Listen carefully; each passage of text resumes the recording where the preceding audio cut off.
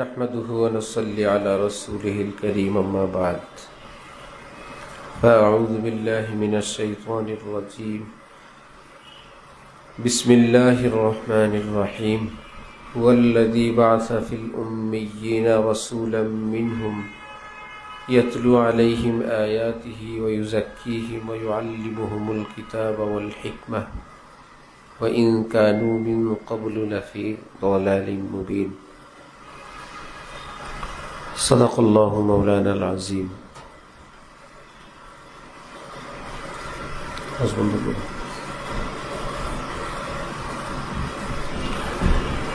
আল্লাহ পাক রব্বুল আলামিন হযরত রাসূলুল্লাহ সাল্লাল্লাহু আলাইহি ওয়াসাল্লামকে মৌলিক চারটি কাজের আদেশ দিয়ে তার দায়িত্ব ঘোষণা করেছেন।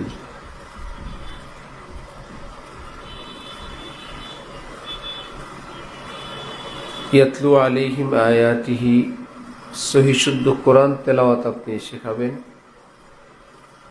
ওয়া ইউআল্লিমুহুমুল কিতাব, কোরআনের মাসআলা শেখাবেন। ওয়াল হিকমা, সুন্নত শেখাবেন। ওয়া ইউযাক্কিহিম, তাদের আত্মশুদ্ধি করবেন। নবীজি হযরত সাহাবায়ে কেরাম রিজওয়ানুল্লাহি তাআলা আলাইহিম আজমাইনের উপরে চারটি কাজ করলেন। হযরত সাহাবায়ে কেরাম চারটি কাজ গ্রহণ করলেন। তাহলে এই কাজটা কি সাধারণ কাজ না নবীওয়ালা কাজ?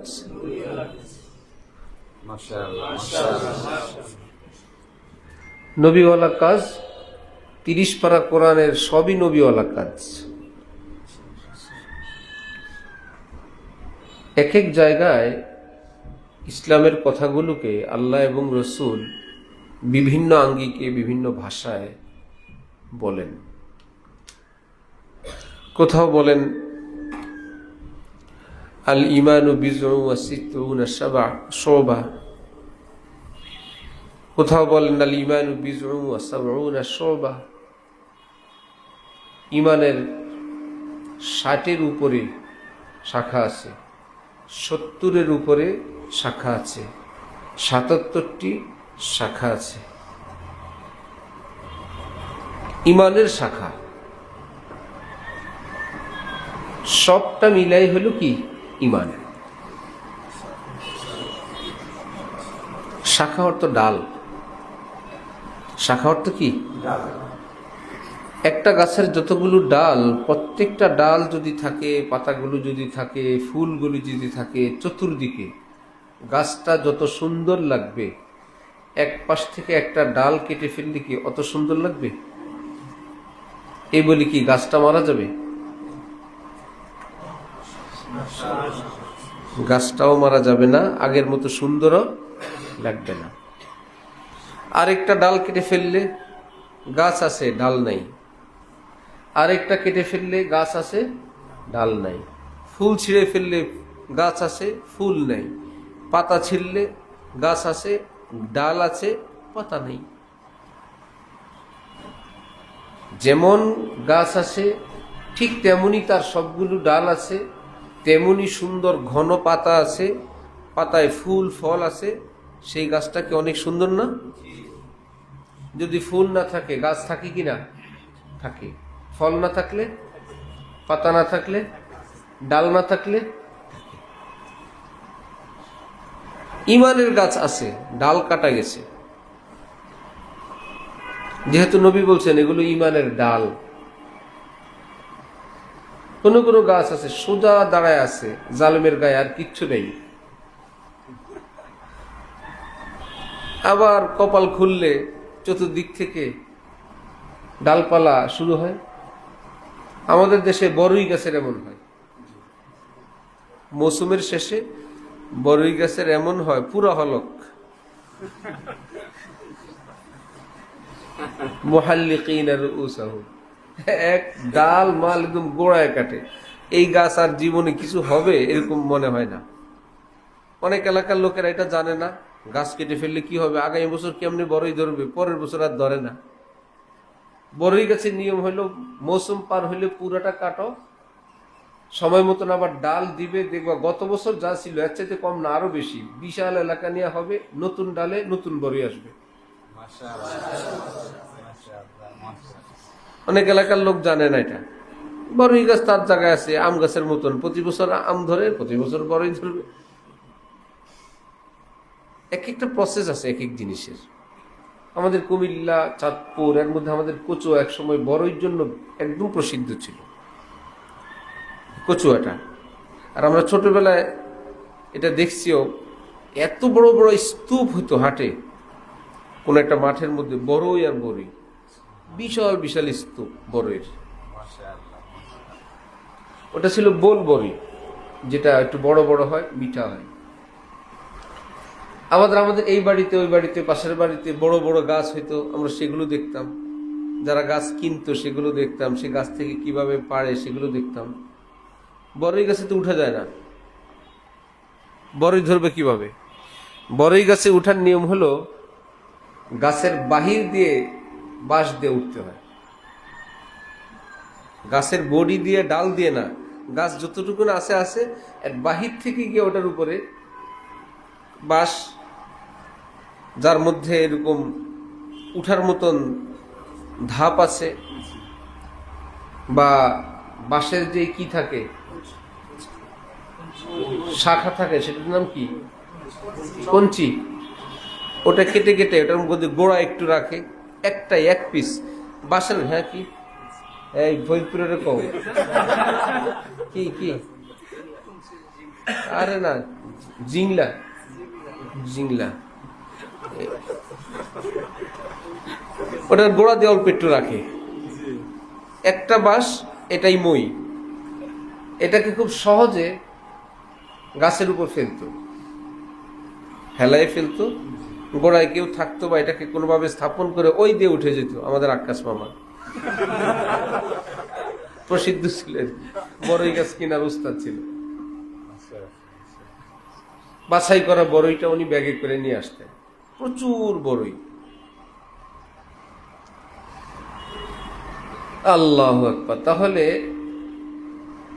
এক সময় কেটে ফেললে দেখা যায় তার কোনো ডাল নাই, আবার আসে। ঠিক কোনো মুমিনের, এই ঠিক করো না, কেন আমি বয়ান করি, মাইকে বয়ান করে,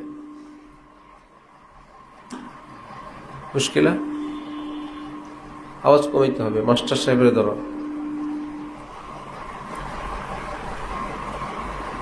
তো কোনো মুমিনের কখনো এমন হয় আমলের কমতির কারণে বেঈমান হয় না, ইমানের গাছ আছে কিন্তু ডালপালা নাই।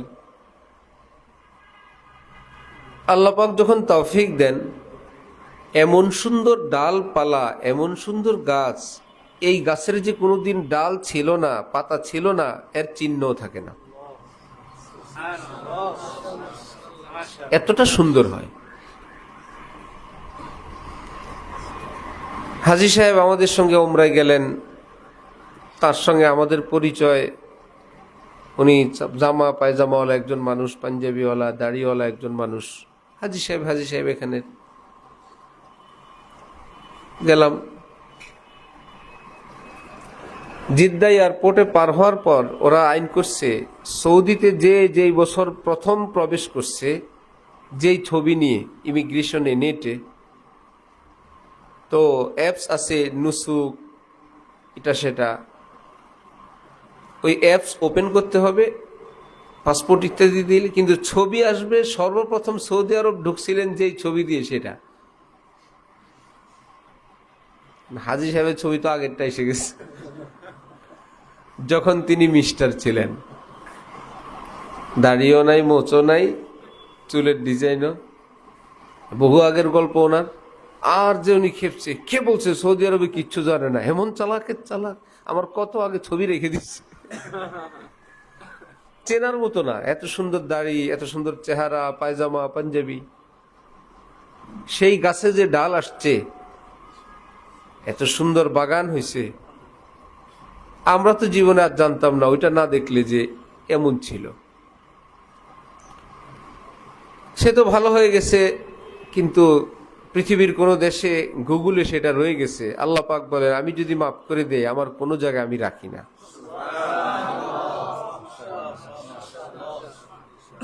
কোথাও আমি রাখি না, সব ভুলে দিয়ে দিই।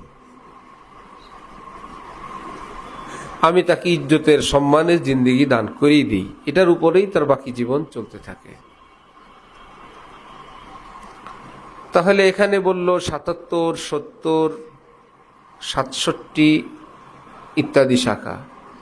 আবার নবীজি আরেক জায়গা বললেন বুনিয়াল ইসলাম আলা খামস, ইসলামের বুনিয়াদ ৫টি। একটু আগে ইমান গেল ৭৭ শাখা নিয়ে, এখন ইমান এসে গেল ৫ বুনিয়াদে। আবার কোথাও হাকিমুল উম্মত হযরত থানভী বলেন মূল বুনিয়াদ ২টি, লা ইলাহা ইল্লাল্লাহ মুহাম্মাদুর, ২টি, লা ইলাহা ইল্লাল্লাহ তাওহীদ, মুহাম্মাদুর রাসূলুল্লাহ রিসালাত, আল্লাহর হুকুম নবীর হুকুম মেনে চলো, এটাই ২ কথাই সব। এটাকে আবার সংক্ষেপ করে বলেন যে মুহাম্মাদুর রাসূলুল্লাহ তো চেঞ্জ হয়, মুসা কালিমুল্লাহ, ইব্রাহিম খলিলুল্লাহ, মেইনটা তো চেঞ্জ হয় নাই। ২টার মধ্যে আবার মেইন হলো লা ইলাহা ইল্লাল্লাহ।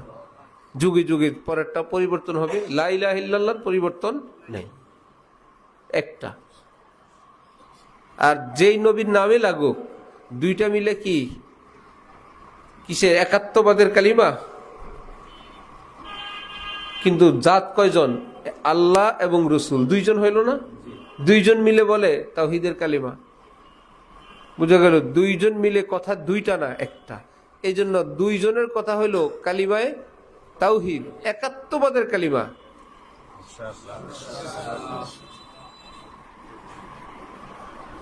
जो खुदा कहता है सरकार वही कहते हैं। আল্লাহ যা বলেন নবী তাই বলেন।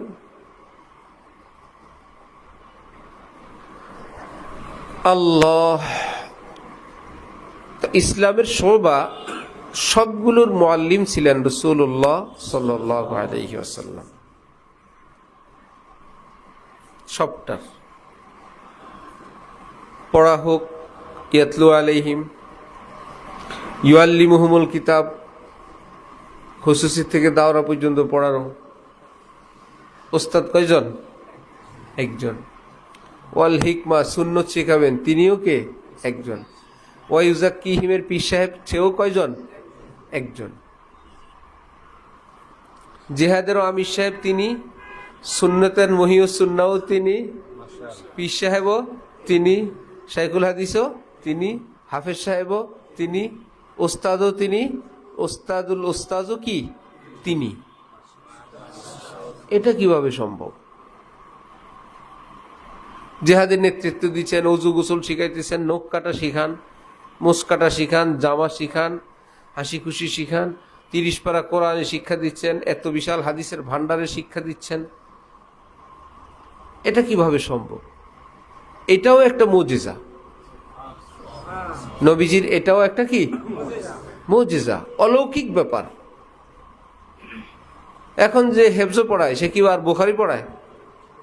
না ভাই, ভাই আর পারা যায় না। হেফজখানার ছাত্রদের জন্য যদি বলি একটু বাংলা অঙ্ক পড়ান, হাফেজ সাহেবরা বলে না, ২টা চলবে না, এনে একটাই বেশি। আর একটা পারে না, না সময় নাই হুজুর, হেফজই পারে না আবার বাংলা অঙ্ক, ২৪ ঘন্টা ওইটাই দরকার। হাফেজ সাহেব যদি বলে যে আমি কিছুদিন বুখারী কোরআন শরীফ, কোনো মাদ্রাসায় তাকে রাখবে না, যে ভাই একটাই জান, আপনি কোনটা করবেন করেন। কেউ আজান দেয়, কে ইমামতি করে, কে খতিব। যেমন ডাক্তার সাহেবরা আগের যুগে ছিল, ডাক্তার মানে ডাক্তার, সব ডাক্তার। মানুষ অসুস্থ হয়েছে তো চিকিৎসা করবে ডাক্তার। পরে নামলো এইবার দাঁতের ডাক্তার, চোখের ডাক্তার, মাথার ডাক্তার, পেটের ডাক্তার, ঠ্যাঙ্গের ডাক্তার, হাঁটুর ডাক্তার, চামড়ার ডাক্তার, রোগের ডাক্তার। হ্যাঁ, চামড়ার ডাক্তারকে কি বলে? Skin specialist. আমরা একটু বাংলা কইছি তো মনে করিস না যে এটা আসলে আছে না নাই।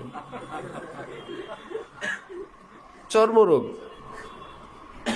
চামড়ার ডাক্তার, রোগের ডাক্তার আছে।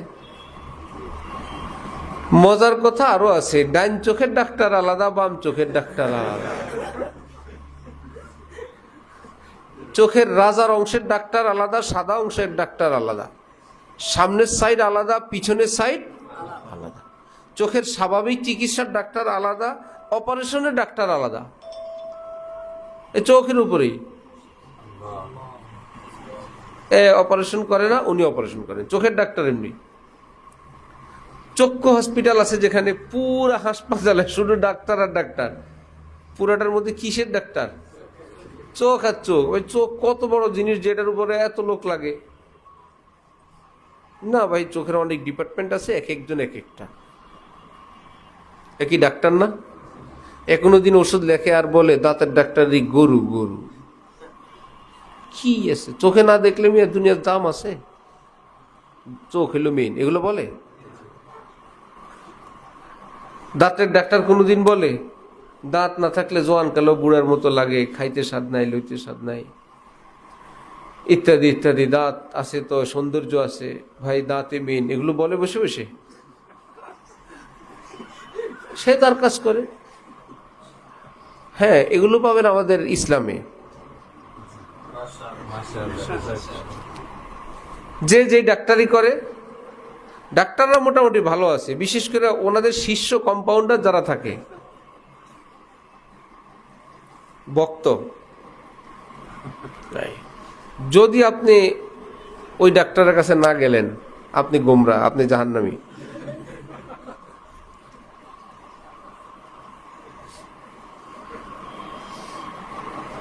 অথচ বোঝা উচিত, যদি সহি হয়, খাঁটি হয়, ধোকাবাজ ডাক্তার না, পাশ করা ডাক্তার, মেডিকেল থেকে সার্টিফিকেট প্রাপ্ত, পিএইচডি করা, তার প্রতি শ্রদ্ধা রেখে, হ্যাঁ উনি এই সাইডটা দেখেন আলহামদুলিল্লাহ, উনি এই বিভাগটা দেখেন আলহামদুলিল্লাহ, সব আছে দেখে আমরা সুস্থ আছি, যখন যার কাছে দরকার যাই। সবাই দাঁতের ডাক্তার হইলে হবে না, সবাই চোখ, সবাই ডায়াবেটিস হইলে হবে না। সবাই যদি ভাগযোগ করে এক একজন এক একটা করে, সবটা মিলে বডির প্রয়োজন যখন যেখানে হবে সেখানে যাওয়া যাবে।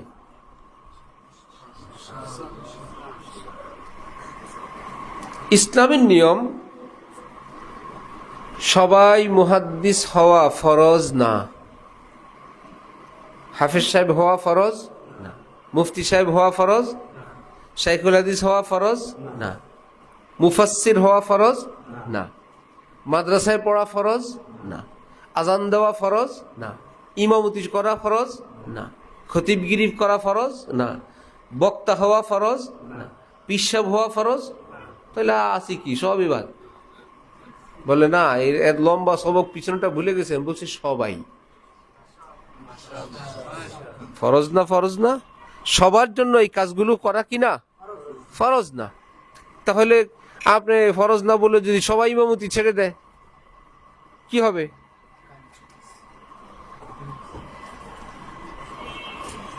কারণ আনার ব্যবস্থা আছে।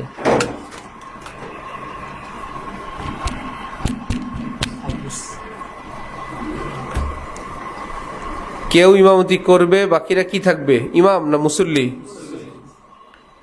কেউ শিক্ষক, বাকিরা? কেউ ডাক্তার, বাকিরা রোগী। এটাই নিয়ম। কেউ বয়ান করবে, কেউ দায়ী হবে, কেউ মাদউ হবে, কেউ দাওয়াত দিবে, কাউকে দাওয়াত দিবে। সব ব্যক্তি চেম্বার খুলে পড়ছে। যার বাড়িতে যাবেন সবাই নারী পুরুষ, চেম্বার একটা। রুগী পাবে কই? ঘরে ঘরে নারী পুরুষ, মহিলাদের প্রত্যেকের আলাদা মহিলা মাদ্রাসা, পুরুষদের ছেলে মাদ্রাসা। এক মাদ্রাসায় এক শিক্ষক, এক ঘর। আর কোন ছাত্র পাবে? যে ছাত্র হেও তো মাদ্রাসা আছে।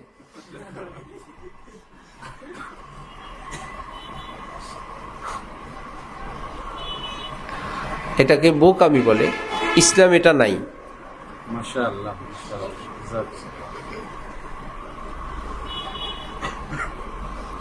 এই জন্য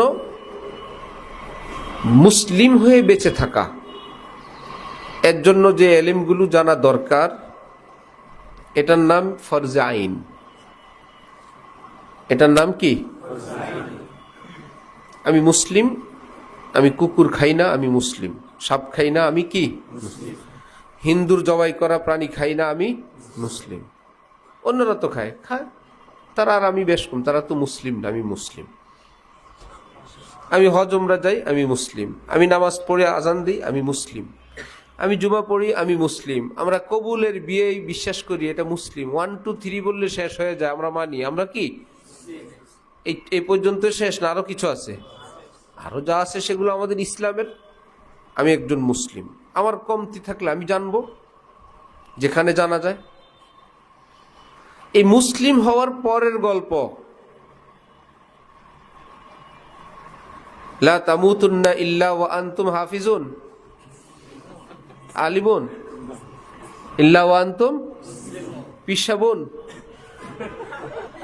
কি আল্লাহ বলছে, মুসলিম না হয়ে আসবা না, পিসাব না হয়ে আসবা না এটা বলেন নাই, আমিষাব না হয়ে আসবা না বলেন নাই, দায়ী না হয়ে আসবা না এটা বলেন নাই, শেখুল হাদিস মুফতি মুহাদ্দিস হয়ে না হয়ে আসবা না এটা বলেন নাই, কিন্তু বলছেন কি না হয়ে আসবা না? জান না দে না। হযরত থানবী তরজমা করছেন, লা তামুতুন্না, তরজমা কি? জান না দে না। সুবহানাল্লাহ। মুসলিম না হয়ে জান দিও না, এইটুকুন হলে কামিয়াব। কারণ বাকিগুলো আমাদের উপর ফরজ না, যে যেটা পারেন করেন। মাদ্রাসায় পড়াবেন, পড়ান, আজান দিবেন, দেন, খতিবগিরি করেন, পিসাবগিরি করেন, ওয়াজ করেন, বসে থাকেন করেন, কৃষিকাজ করেন, দোকানদারি করেন, সচিব হবেন হন, কোনো আপত্তি নেই। কিন্তু যে যেখানে আছে এরা কি অমুসলিম না মুসলিম? কেমন মুসলিম? এই জায়গায় আসেন। ডালপালা ছাড়া মুসলিম না ডালওয়ালা? ডালওয়ালা।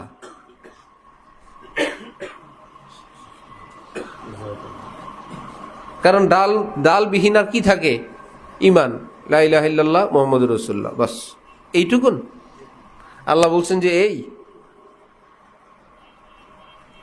আল্লাহু আকবার। হযরত থানবী বলেন, অনেকেই প্রশ্ন করে, হুজুর দাড়ি রাখা কি ফরজ? না, কেটে ফেলি। হুজুর পাঞ্জাবি পরা কি ফরজ? হুজুর পাগড়ি পরা কি ফরজ? হুজুরের নামাজের আগে 2 রাকাত 4 রাকাত পরে সুন্নত পড়তে, এগুলো কি না পড়লে ইমান থাকবে না? থাকবে। হুজুর কেউ যদি রোজা না রাখে সে কি কাফের হয়ে যাবে? না। হালাল না খেলে হুজুর কি, সে কি বেঈমান? না। এই নায়ের ফতোয়ার উপরে বড় সুবিধা পায় মনে করছে, সুযোগ পেয়েছে তো, এটা তো সুন্নত, এটা না হইলেও ইমান যায় না। শেষে ওনার ইমানের গাছ ছাড়া আর কোনো ডালপালা পত্র পল্লব কিছু পাওয়া। অথচ তাকে জিজ্ঞাসা করো, কান কাটলে কি মানুষ মারা যায়? 2 পাশের 2টা সমান করে ফেলেন। দাঁত 32টা না থাকলে মানুষ মারা যায়? আরে মিয়া, দাঁত তো দাঁত। একবার তারা অ্যাক্সিডেন্ট হয়ে দুর্ঘটনায় খাসি হয়ে গেছে, পুরুষ। অ্যাক্সিডেন্টে তার কি হয়ে গেছে? খাসি হয়ে গেছে, এও মারা যায় নাই। আর একজনের 50% হয়েছে।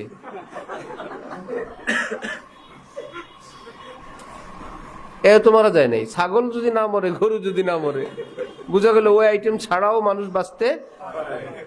সুতরাং আপনার তো বাঁচার দরকার। কান কাটছে একবার, খাসি হয়েছে আর একবার, দাঁত 32টা ফেলা দিছে, চুলও ফেলা। চুল না থাকলে কি মানুষ মরে, বাঁচে না? দাড়ি না থাকলে, মোষ না থাকলে, ভ্রু না থাকলে, দাড়ি নাই, মোষ নাই, ভ্রু নাই, উপরে চুল নাই, 2 পাশে কান নাই। এরপরে খবর নিল হাত কাটা গেলে, 2 পাশের হাতও নাই, পা, কোনো অসুবিধা নেই। আর থাকলেও কি এটা বস্তা না?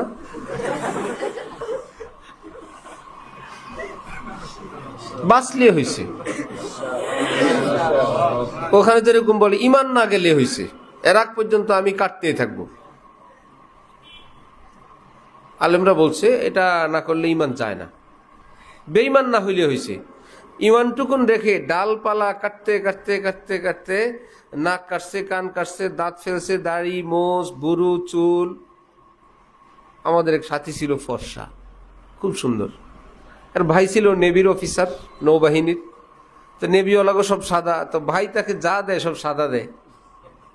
মশারিটা সাদা, বিছানার চাদর সাদা, বালিশের কভার সাদা, মানুষটাও কি এর মধ্যে একটু নতুন নতুন মোষ টোস উঠছে, ঠিক আছে, মোষ কাটছে, মোষটি কালা কালা না, ডিস্টার্ব করে, এত সাদার ভিতরে কালা, ওইটিও অসুবিধা নাই। কি জানি একদিন বুদ্ধি দিছি, বুড়ুটি ফালাইলে তো পুরো সাদা থাকতেন। হায় হায় রে, কামাইছি তো বুড়ো, আর তো চোখ খুলতে পারে না।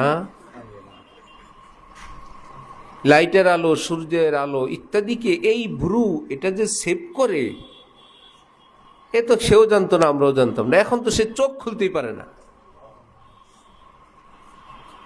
সুবহানাল্লাহ। হাঁটুর নিচে পায়ের যে পশম এগুলো কেটে ফেলছিল, সে সাদা থাকবে। সুন্দর লাগে? লাগে না। তো যদি দেহের অঙ্গ কাটা গেলে মারা না যায়, এই অঙ্গগুলো কাটার জন্য কেউ প্রস্তুতি নেয় না, কাটে না, অথচ সে বেঁচে থাকবে। সুতরাং যে আমলগুলো না করলে ইমান যায় না, ওগুলো কিন্তু এটা শুনে খুশি হয়ে যায়, এটা না করলে ইমান যাবে না, কাটো, বাদ দাও, দাড়ি কাটো, পায়জামা পাঞ্জাবি বাদ দাও। তাহলে দেহের সবগুলো কাটতে কাটতে যেরকম কিছুই থাকে না, ইমানের কাটতে কাটতে ডালপালা একদম গাছ না পিলার আল্লাহ জানে। আরেক সিনিয়র হাফিজ সাহেব আমাদের, একই ওস্তাদের ছাত্র, রমজান মাস খতমে তারাবি পড়াইছে চট্টগ্রাম, 27-এর দিন লম্বা হাদিয়া, রমজানের পকেট গরম, বেচারা চট্টগ্রাম থেকে দেশে আসছে, এক পথে একটু রাত হয়েছে, এর মধ্যে ডাকাত 2 জন দাঁড়ায় রয়েছে রাস্তায়। কি মুশকিল, আগের থেকেও ভয়, টাকা পয়সা সহ, এত রাত, সালাম দেয় সরে না, দৌড় দিলে যদি পিছনে কোপ দিল, আগাইলে এক কদম আগায়, কিন্তু ওরা স্থির দাঁড়ায় আছে, কোনো নড়চড় নেই যে আসো সামনে, পরে না বুঝবা। কথা বলে উত্তর দেয় না, নড়েও না, আগায়ও না, পিছায়ও না। আল্লাহর উপর ভরসা করে সামনের দিক রওনা হয়েছে, যা হওয়ার হবে। গিয়া দেখে ছোট ছোট 2টা তালের চারা ঠাডা পড়ে সব মারা গেছে, উপরের পাতা টাতা সব ছিঁড়ে পড়ে গেছে। পাশাপাশি 2টা তাল গাছ, ছোট ছোট মানুষের সাইজের, এই 2টারে ডাকাত মনে করে ঘামায় গেছে বেচারা। হাফেজ আব্দুল কাদের ভাই আমাদের মুরব্বী, পরে শুনলাম এই গল্প। এরকম ঠাডা পড়া তাল গাছের মতন যদি কিছুই না থাকে, তাল গাছের গুলো ডাল থাকলে বোঝা যেত না এটা গাছ, ঠাডা পড়ে গাছ হয়ে গেছে ডাকাত। ঠিক এরকম ঠাডা পড়ে যাওয়ার কিচ্ছু নাই। এটা কি মানুষ না প্লাস্টিক? মুসলমান না অমুসলিম? না নামে চেনা যায়, না চেহারায় চেনা যায়, না কোথায় চেনা যায়? ভাই দেখলেই তো বোঝা যাবে এটা তাল গাছ। এখন কিছুই বোঝা যায় না। হযরতওয়ালা শুনাইছেন, আমেরিকার এক শহরে 2 জন, এদের শখ হয়েছে এরা সর্বোচ্চ মাত্রার স্বাধীনতা ভোগ করবে, এরা বিবস্ত্র হয়ে সাইকেল চালাইতেছে। ট্রাফিক সিগন্যাল দিছে, তোমাদের পোশাক কোথায়? আর যে খেপা, তুমি এই সমস্ত অনধিকার চর্চা করো। আমেরিকায় স্বাধীন পোশাকের ব্যাপারে আমরা এখানে ড্রেস কোড হইল ফ্রি, কে কি পরবে পরবেন এটা তার ব্যাপার, তুমি জিজ্ঞাসা করার কে? ট্রাফিক বেচারা দেখলো আইনের দৃষ্টিতে আমি ভুলের মধ্যে আছি, সে কতটুক পরিমাণ পড়বে কি পড়বে না এটা তার ব্যাপার, আমি তো জিজ্ঞাসা করে ভুল করছি। সে বলল সরি। আখের পুলিশে যাত, এত সহজে ছেড়ে দিব? বললো তোমাদের হেলমেট কোথায়? এটা তো আইন আছে না? এরা আবার 2 জন আটকা পড়ছে, আর এতক্ষণ তো ড্রেস দিয়ে মাপ পাইলাম, হেলমেটের তো আইন আছে। এখন ধরা খায় বললো সরি, আমরা হেলমেট আনতে ভুলে গেছি। হ্যাঁ, মেন জায়গায় হেলমেট নাই, আর এক হেলমেটের জন্য বলে সরি।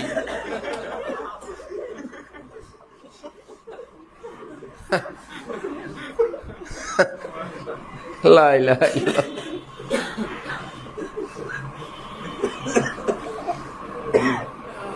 বরুড়া এক মুফতি সাহেব ছিলেন, হযরত মুফতি আব্দুল ওয়াহাব সাহেব রহমতুল্লাহ আলাই। খুব বুজুর্গ আলেম। মানুষ আসতো আর আসতো, হাদিয়া, তোহফা, দোয়া, নজর, বকা, যার ভাগ্যে যা জুটে। আমাদের শ্বশুরালয়ের পক্ষের আত্মীয়, আমার শাশুড়ির আপন ফুফা। তো ফুফাজি আসছে, আমার শাশুড়ি ছোট বোনরা ফুফাজির সামনে যাইতে চাইতো। ফুফাজি আমরা আপনার থেকে দোয়া নিব, এই যদি শুনতোকে বলে আসতেছে কেউ, এই চোখ বন্ধ করে এই যাও যাও যাও যাও। না না, কোনোভাবেই চোখ খুললো না ফুফা। না ফুফাজি আপনি একটু দেখেন, আপনি একটু দোয়া করে দেন। আপনি না, বুজুর্গ তো বুজুর্গই।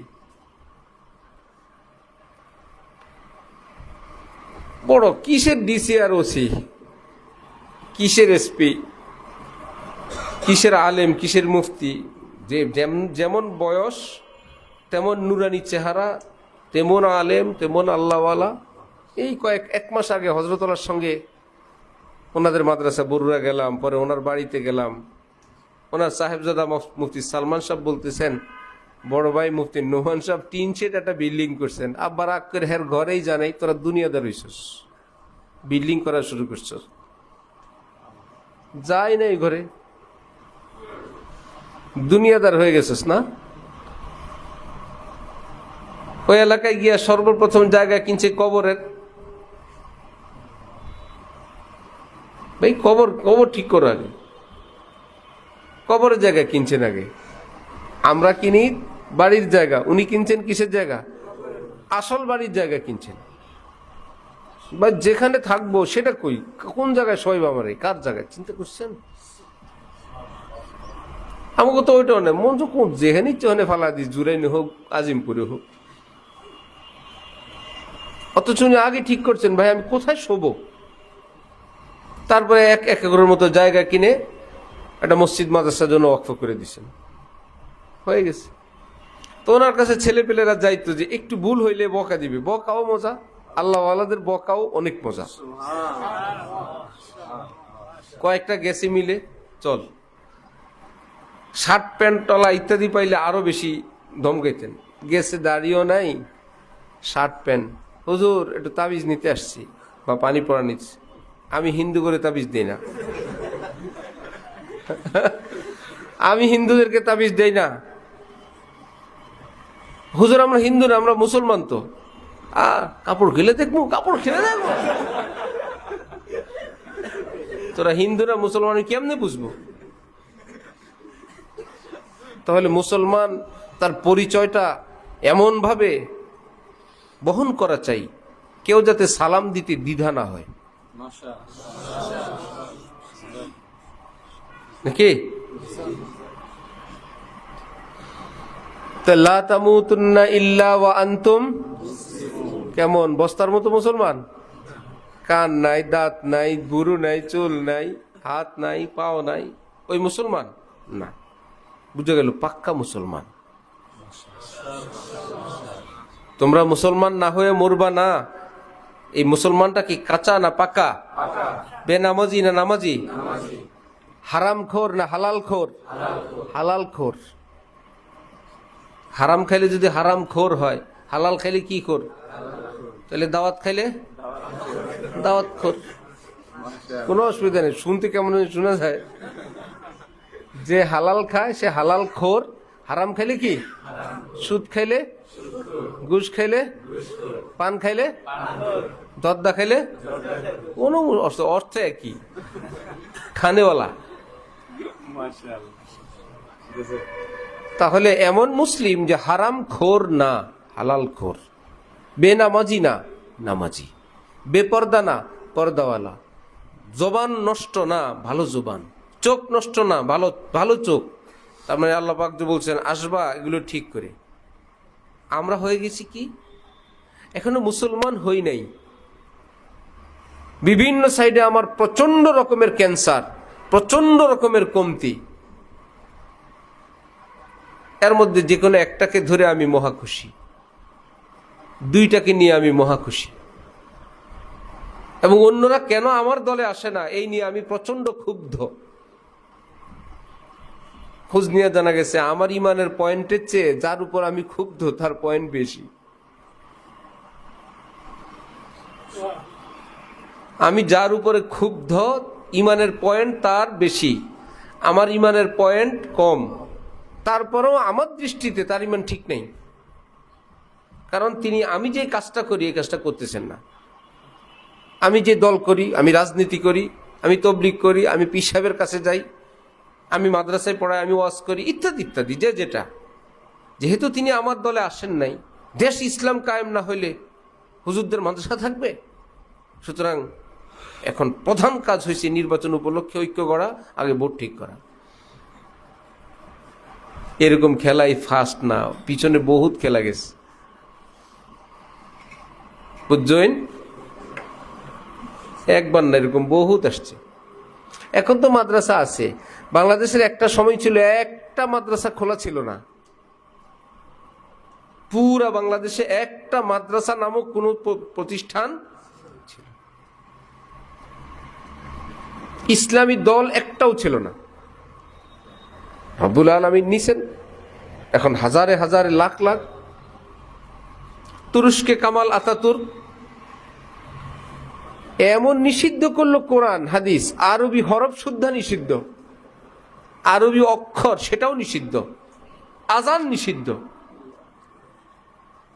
এখন কেমনি কি করা যায়? মাদ্রাসার তো প্রশ্নই আসে না। যারা আলেম হাফেজ তারা কি করবে? তারা কেউ শ্রমিক সাচ্ছে, কাজ করা তো ঠিক আছে, ওই যে জঙ্গলে ধান কাটে ঘাস কাটে শ্রমিকে কাজ করে, আসলে এরা সব এলমি দ্বীনের চর্চা করে। মিল কারখানায় কাজের নামে, ক্ষেত খামারে কাজের নামে তলাবুল ইলমি ফরিজাতুন আলা কুল্লি মুসলিমের উপর কাজ করে, লা তামুতুন্না ইল্লা ওয়া আনতুম মুসলিমুনের উপর কাজ করে।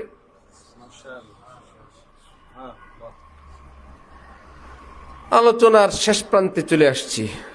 হাফেজ হওয়া ফরজ না মুসলিম হওয়া ফরজ?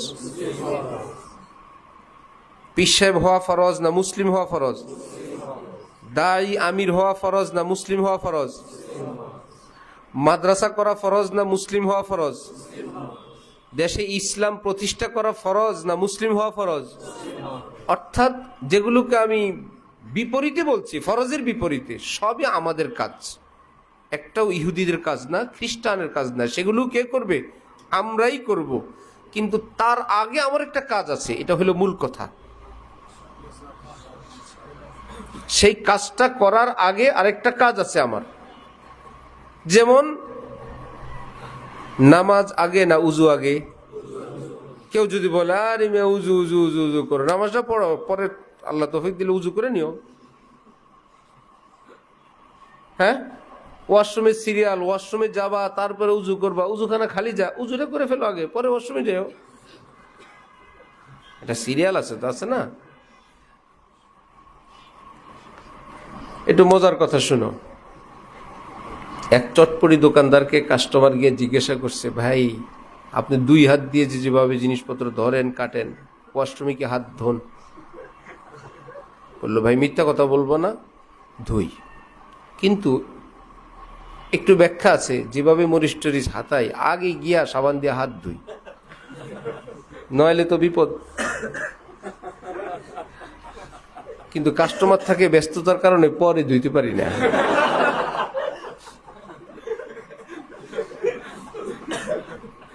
হাত ধোয়া দরকার, ধুই তো, ধুই না চলবে তো, ঠিক না?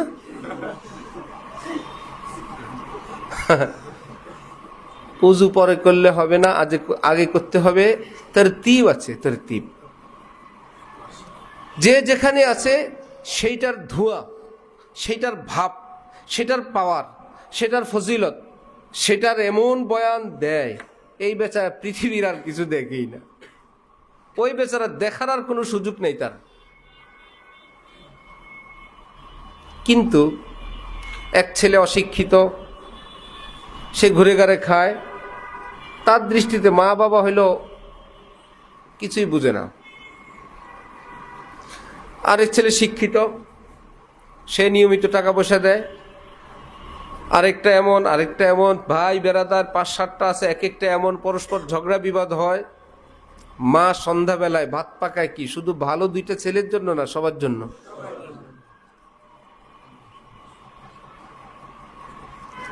মা তার দৃষ্টিতে দেখেন, থাক অয় একটু পাগলা, থাক অত বুঝে না, আর অত পড়ালেখা করে নেই, তার একটু যোগ্যতা কম, তারে 2% জায়গা বেশি দিব, কত কিছু দিয়ে মা তাকে জোড়ায় রাখেন। ঠিক ইসলাম ধর্মের মা ওলামায়ে কেরাম। মায়ের ভূমিকা কারা? এরা পরস্পর ঝগড়া বিবাদ করে, তুমি ঠিক নাই, তুমি ঠিক নাই, তোমার এটা করা দরকার, ও বলে তোমার এটা করা দরকার। আলেমরা মায়ের ভূমিকা বলে, থাক আল্লাহ ওর দ্বারা এই কাজ নিছেন, করুক, সেটা করে করুক, মুখে ছোট হোক বড় হোক। একজনে বাবার জামা আনে, পায়জামা আনে, কলা দেয়, মাসে টাকা দেয়, বাবা খুশি। আর একজনে পাগলা, বাবারে মাঝে মাঝে গেঞ্জি কিনে দেয়, এমন গেঞ্জি বাবা খুব পছন্দ করে। গেঞ্জি কত, 6 মাস পরে বাবার জন্য একটা খাঁটি মধু নিয়ে যায়।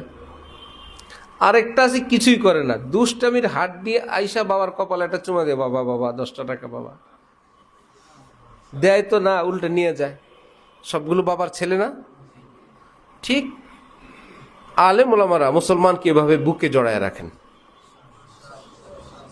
হ্যাঁ, কিন্তু ভিতরে ভিতরে মূল্যায়ন জানেন, ও আমার মাসে মাসে টাকা দেয়, এই জায়গাটা কিনছি তার টাকা দিয়ে, এটা তো পড়ালেখা করলো না, তো কি ওর জন্য কত চিন্তা, কত বিপদ, ওটা তো নেশার সঙ্গে যুক্ত হয়ে গেছে, মেয়েটারে কেমনি বিয়ে দেই, এটা কালা, এটা বেটে, মেয়েটা পড়ে না, এটা কাজ পারে না, এটা রাগী। অভিভাবকের চিন্তা একটু ভিন্ন রকম থাকে। তাহলে এই উম্মতের বর্তমান অভিভাবক কে? ওলামায়ে কেরাম। এখন তারা যদি কাউকে ভালো হইতে বলে, অধিকার আছে না? তারা যদি কাউকে ধমক দেন, অধিকার আছে না? কারো যদি খাবার বন্ধ করে দেন, অধিকার আছে না? ঘরে জায়গা নাই বললে অধিকার আছে না? কারণ অভিভাবক। আপনিও মুসলমান, আমিও মুসলমান, কুল্লু সাওয়া সাওয়া, এটা হবে না। হুজুরও মুসলমান, আমিও মুসলমান, আপনিও নবীর উম্মত, আমিও নবীর উম্মত, আপনার কলমাজা আমার কলমাতা, হবে না। কারণ বিচার প্রার্থী যতই ফাঁসি দেখ, আরেক বিচার প্রার্থীর, এক আসামি আরেক আসামিরে মুক্তি দিলে হয়? হ্যাঁ, বিচারপতি যা বলবেন তাই। গরুর দাম বৃদ্ধি করলে দাম বাড়ে না, মালিক যা বলে সেটাই দাম। আমি কোন পদে আছি, আমার কাছে কতটুকুন দিন ইমানের সম্পদ আছে, আমার কথায় হবে না। ওলামায়ে কেরামের আদালত থেকে যতটুকুন রাইট, রং। কারণ ওলামারা নায়েবে রাসূল। এই আলেম ওলামা শ্রেণীর মধ্যেও যারা এইটুকুন বুঝ থেকে মাহরুম, অথবা এইরকম একদম কাটায় কাটায় বরাবর হকের উপর না থেকে যারা কায়েত হয়ে পড়ছেন কোনো একটা দিকে, ইসলামের খাদেম না হয়ে কোনো দলের খাদেম হয়ে গেছেন, কোনো সংগঠনের, কোনো গ্রুপের, কোনো জামাতের, উনি বুঝেও না বুঝার ভান করেন। পুরা ওয়াজ করার পর কোরআন হাদিস সব ঠিক আছে, বয়ানের শেষ করতে হলে যাই হোক নাই হোক, এই উম্মতের মধ্যে 72-73 ফেরকা হবে, এই যে বাবার দরবার একমাত্র এটাই বেহেশতি দরবার। সব কথা শেষ কথা, মুক্তিপ্রাপ্ত দল আল্লাহর রহমতে এই জগতে এই বাবা মরহুম যিনি কবরে শুয়ে আছেন, জিন্দা পীর, যার রূহ এখানে বিচরণ করতেছে, আমাদেরকে দেখতেছে, এই বাবাই হইলেন। বোঝা গেল এতক্ষণের কথা যাই ঠিক আছে নিক আছে, এবার কি বোঝা গেল, উনি হকের উপর আছে না কায়েত হয়ে গেছে? আবার আরেকজন বলেন যাই হোক নাই হোক, এখন যেই কাজে আজকে যেই মজমা জমা হইলাম, এই কাজ না করলে একটারও মাপ নেই। আরেকজন বলল সেটা না করলে মাপ নাই। বোঝা গেল কোরআন হাদিসের এলেম নিজের জায়গায় ঠিক আছে, কিন্তু আকীদাগতভাবে অথবা এলমের কমতি বা ব্যাখ্যা যথাযথ না পাওয়ার কারণে, অথবা সেই রকম উস্তাদ না পাওয়ার কারণে উনি যে নায়েবে রসুল কি শুধু আমাদের মধ্যে এই সমাজে যারা নামাজি মুসলমান এদের নবী না, সব মুসলমানের? কিয়ামতের দিন নবী বলবেন যারা পাক্কা নামাজি, দাড়িওয়ালা, টুপিওয়ালা, তাহাজ্জুদ গোজার হুজুর, শুধু আমি তার নবী, এটা বলবেন না কালেমাওয়ালা সবার? আলেম হবেন ওই চিন্তার যে আমি সবার। হইতে পারি কোনো একটা কাজের, কিন্তু আমি প্রতিনিধি নবীর।